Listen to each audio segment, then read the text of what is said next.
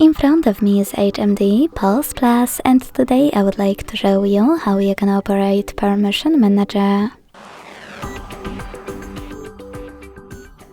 Begin by opening Settings and scrolling down to access Privacy section, Security and Privacy. Then scroll all the way down and tap on Privacy over here.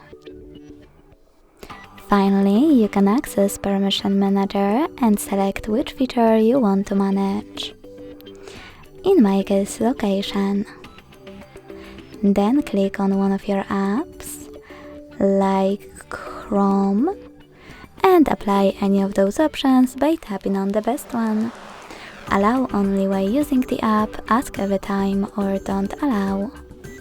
I will go with allow only while using, so when I tap and go back, I can set Chrome just gained access to my device's location if I'm using this browser.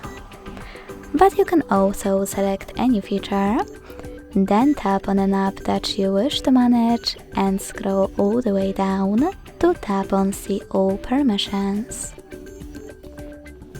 Then manage all of those only for chosen app, the same way. Thanks so much for watching. If you enjoyed this video, leave a like, comment and subscribe. Bye!